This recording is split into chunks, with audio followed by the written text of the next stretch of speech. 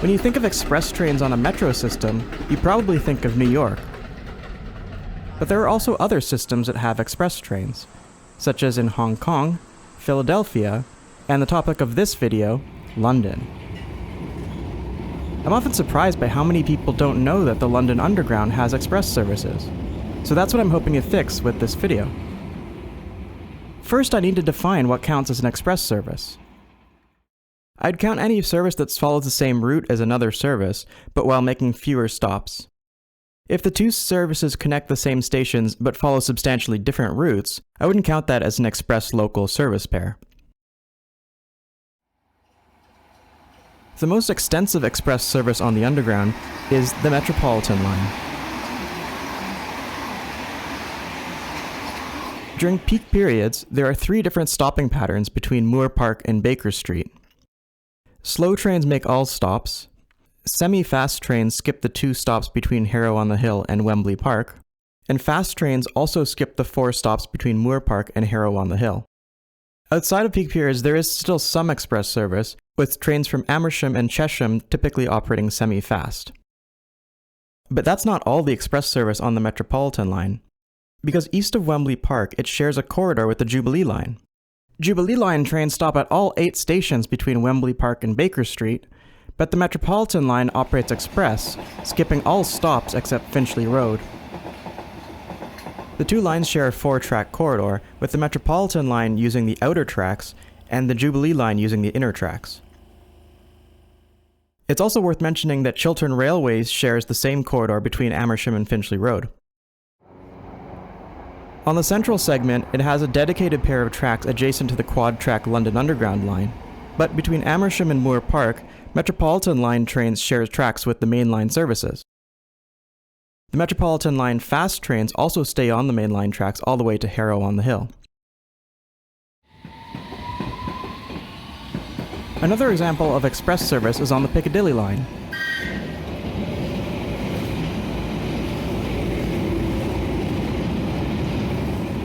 Between Acton Town and Earl's Court, the District line stops at 7 intermediate stations, while the Piccadilly line only stops at Hammersmith and Barons Court.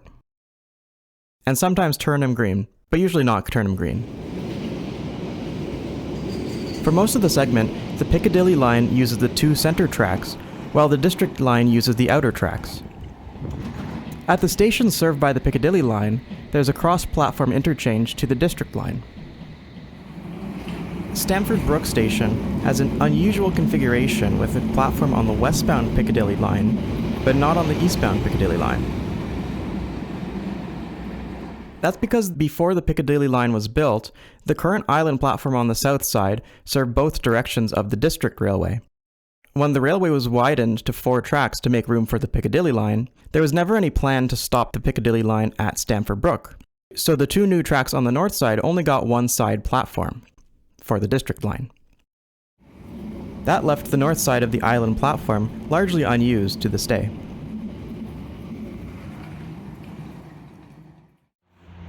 The Docklands Light Railway is not officially part of the London Underground, but it is a metro system and it is on the London Underground map.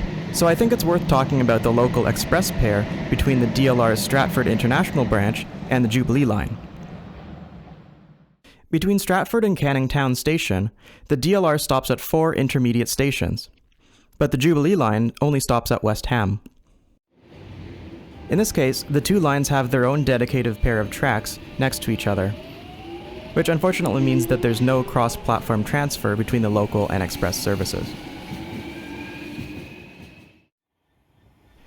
The Elizabeth line is not a London Underground line, and it's not a metro line at all. It's actually a regional rail line operated by Transport for London, which in my opinion qualifies it as a London Overground line. But I guess that's a bit of a hot take that I'm not going to get into here. In any case, it is on the tube map, so it is worth noting that it has express services as well. Outside of peak periods, there are 4 different stopping patterns west of Paddington. Trains to Heathrow Terminal 4 call at all stations, but the rest of the trains skip a few stops here and there along the way.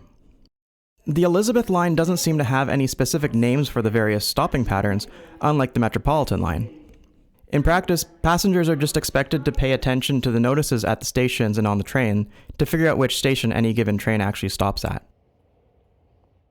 During peak periods, there are also 4 stopping patterns, but in that case, the fastest express services to Reading now skip 8 stations along the way. Unlike the previous examples, the express and local services on the Elizabeth line actually share the same 2 tracks.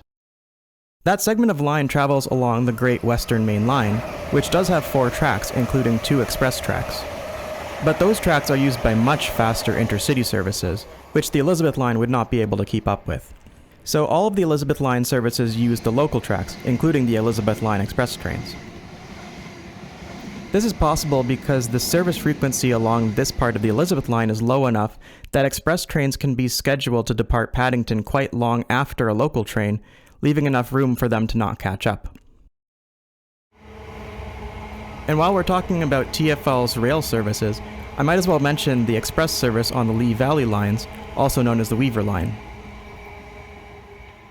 There are 2 main routes for the Lee Valley lines, which diverge at Hackney Downs. Trains to Chingford skip 2 stations between Bethnal Greens and Hackney Downs. And in this case, they do actually use the separate pair of express tracks.